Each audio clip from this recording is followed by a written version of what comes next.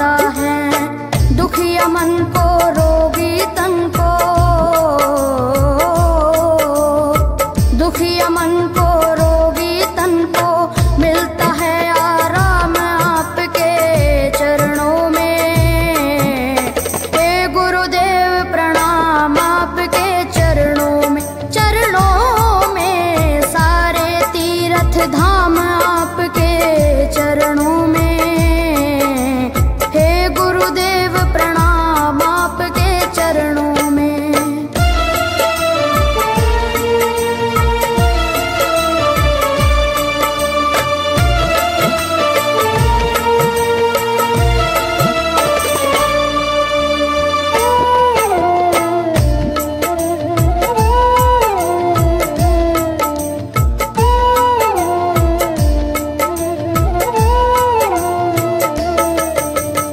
निर्बल को बलवान बना दो, मूर्ख को गुणवान प्रभु।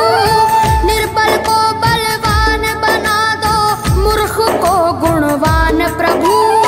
देव कमल और बंसी को भी ज्ञान का दो वरदान प्रभु, ज्ञान का दो वरदान प्रभु। हे महादानी हे महाज्ञानी, हे महादानी हे महाज्ञानी, रहूं मैं सुबह हो शाम आपके चरणों में। हे गुरुदेव प्रणाम आपके चरणों में, चरणों में सारे तीर्थ धाम आपके चरणों में। हे गुरुदेव प्रणाम आपके चरणों में। करता करे न कर सके, पर गुरु करे सब होए। सातों दीपानों खंड में गुरु से बड़ा न कोई, गुरु से बड़ा न कोई, प्यारे गुरु से बड़ा न कोई। मैं तो सात समुद्र की मसी करूं, लेखन सब बन गए राय।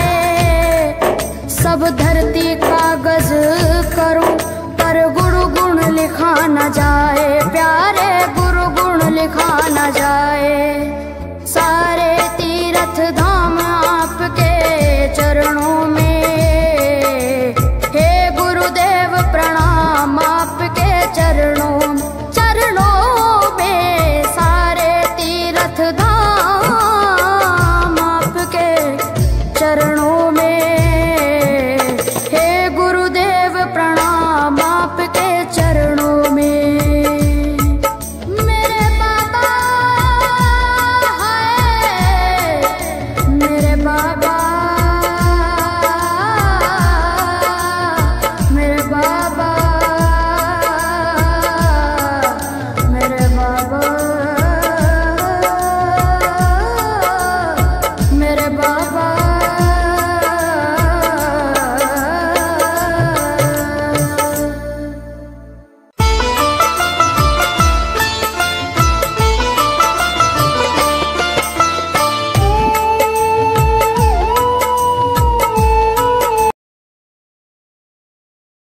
के प्रतिबिंब पद्मश्री भीम सिंह भावे जी परम आदरणीय और समाज के लोकप्रिय और आज के कार्यक्रम के मुख्य अतिथि मुरारी गौतम जी, इस कार्यक्रम को विशेष बनाने वाले रोहतास के सिविल सर्जन मणिराज रंजन जी, यहाँ के जेल के सुप्रिंटेंडेंट सुजीत कुमार जी, पायलट बाबा थाना। नमो नारायण। आज बहुत खुशी के बात बा कि रउआ सबे अपना स्वास्थ्य के जांच करावे खातिर पायलट बाबा धाम में उपस्थित भइल बानी। बहुत बहुत रउआ सबके हार्दिक शुभकामना अभिनंदन बा। रउआ सबे के इलाज करे खातिर देश के सुप्रसिद्ध डॉक्टर रउआ सबके बीच में उपस्थित बानी। आज वहाँ के जन्मदिन भी बा। ये अवसर पर हमने के सारा आदमी जे भी एजा उपस्थित बन जा सभे बधाई दे। और बाद शुद्ध इलाज रवा सबके एजा मिली। और जितना भी माननीय डॉक्टर साहब लोग आई बने, आदरणीय हमने के जे भी बा एजा के समाज सेवक सबके हार्दिक अभिनंदन और स्वागत कर रहा बनी। हम अपने चाहब कि बहुत समय ना लेते हुए, बहुत गर्मी बात रुआ सभे के डॉक्टर साहब लोग से रूबरू जितना जल्दी करें ये हमने के तत्परता दिखावे के बाद हम चाहब कि ये प्रोग्राम आज रुआ सबके बीच में बा। हमेशा एक तरह के प्रोग्राम होते रहे के चाहिए। आज सबसे बड़ा उपलब्धि बा कि राव सिविल सर्जन साहब रोहतास के सारा व्यवस्था सुव्यवस्थित करे में बहुत बड़ा योगदान दिले बनी। ऐसे उनको के बहुत बहुत हार्दिक बधाई और शुभकामना बा। अपनी के बीच में पूर्व मंत्री उपस्थित बने। जहाँ तक उम्मीद बा कि यहाँ के बोलौला पावत हमने के सदस्य बने यहाँ के धाम के वो शिकायत भी बा कि आवत जात रहे के चाहिए। धाम के सेवा में योगदान होता लिखे होते बात वैसे बात समाचार ले रहे के चाहिए। मुरारी गौतम जी से आग्रह बा कि आवत जात रहे मुँह के हार्दिक शुभकामना बा। अपने के आरा से चल के आई बनी भीम सिंह जी पद्मश्री से सम्मानित बने। वो के रवा सबके बीच में आई बनी। वो के बहुत बहुत धन्यवाद बा, आशीर्वाद भी बा धाम के तरफ से। तब हम अपन बारी के विराम देते हमने के हैदराबाद से डॉक्टर साहब आई बनी। वो बहुत खुशी के बात बा कि हमनिए के जिला के हमारे प्रखंड के वहाँ के बानी। तो हम चाहब वहाँ के कि हमेशा एकदम निरोग हमने के करत रहे। समय समय से आगे या सेवा के उपयोग करें, सहयोग करें। जय भारत, जय सारे तीर्थ धाम आपके चरणों में। हे गुरुदेव प्रणाम आपके चरणों में। सारे तीर्थ धाम आपके चरणों में। हे गुरुदेव प्रणाम आपके चरणों में।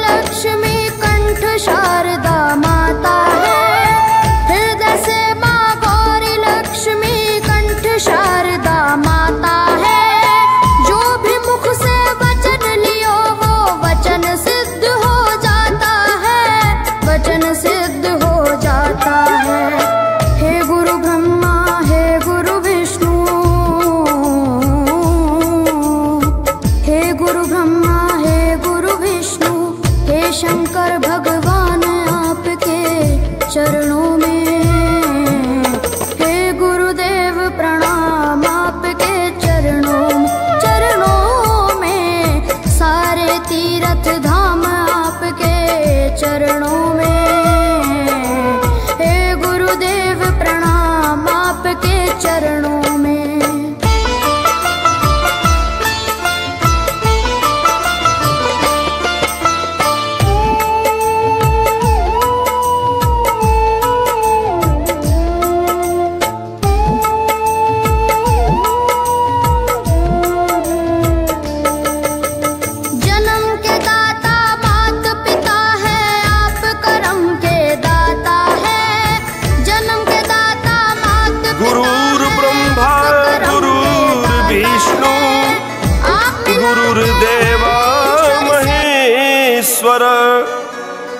गुरु साक्षात ब्रह्म तस्मै श्री गुरुवे नमः।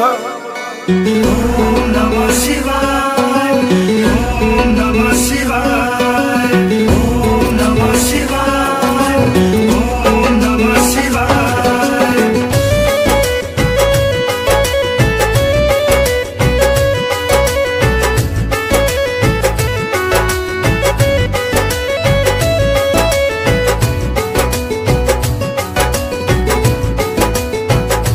पायलट बाबा राउर हाँ हो, पायलट बाबा राउर महिमा बहुत महान बाड़े, जानत जहान बाड़े हो।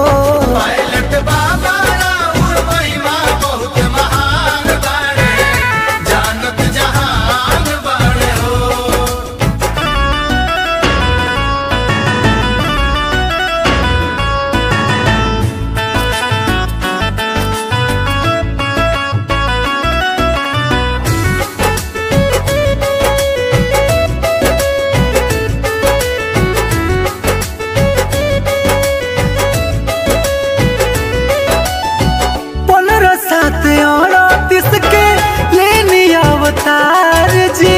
पायलट बाबा नाम राउर झोंपे संसार जी, 15/7/38 के लेनी अवतार जी। पायलट बाबा नाम राउर झोंपे संसार जी। छतरी कुल में जन्म है हो, छतरी कुल में जन्म सासाराम स्थान बाड़े, जानत जहान बाड़े हो। पायलट बाबा राउर महिमा बहुत महान बाड़े, जानत जहान बाड़े हो। ओम नमः शिवाय, ओम नमः शिवाय, ओम नमः शिवाय, ओम नमः शिवाय।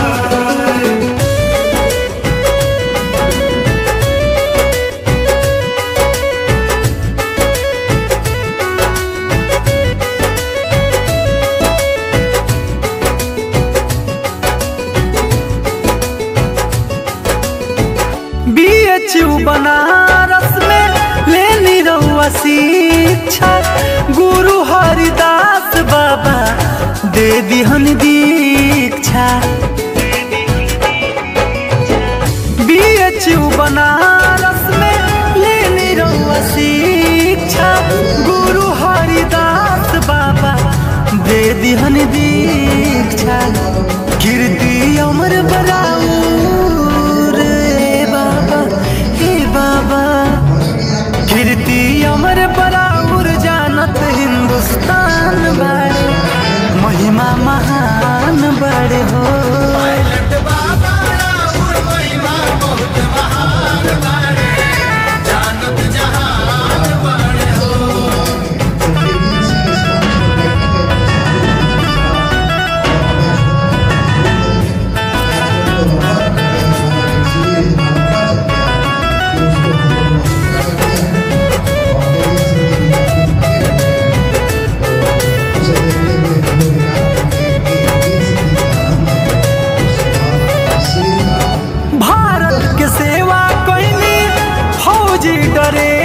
में अब होता दर्शन राउर साधु के भेष में, भारत के सेवा कैनी फौजी ड्रेस में। अब होता दर्शन राउर साधु के भेष में, चादर के सरिया बाए गुरुजी, गुरुजी चादर के सरिया कुर्ता। बात मिले कि हमने किया समय निकाल के डॉक्टर साहब आवत रहे, हमने के समय से डॉक्टर साहब के यहाँ भी पहुँचल करी। सबसे पहले माता जी के चरण स्पर्श कर रहा बानी, डॉक्टर साहब के माता जी भी एक उपस्थित बानी, वहाँ के चरण स्पर्श बा हमारा तरफ से। आज भी एजा उपस्थित बा, सबके हम चाहब कि ये तरह के कार्यक्रम में बढ़ चढ़ के सभी भाग ले आगे से ये हमनी के धाम के महिमा बा कि धाम में ये तरह के आयोजन डॉक्टर साहब के माध्यम से भई और जिसको किस तरह से और हम बढ़ा सकते हैं उसके ऊपर हम लोग और चर्चा करेंगे और फिर हम लोग इसको गति देते हुए और इस धाम संतों की जहाँ जमावा हो वहाँ इस धाम का नाम जरूर लिया जा सकता है, क्योंकि आज की जो गूंज है वो राजीव नेत्रम रघुवंश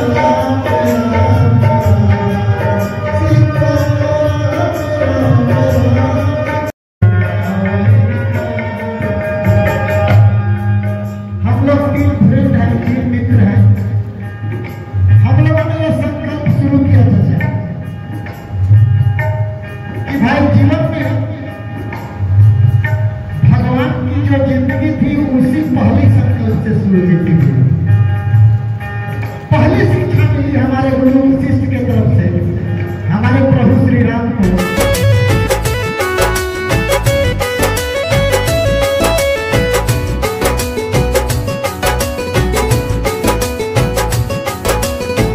देश या विदेश तो कोले झंडा फहराला, महिमा रमेश लखन के मुँह से सुनाला। देश या विदेश तो कोले झंडा फहराला, महिमा रमेश लखन के मुँह से सुनाला।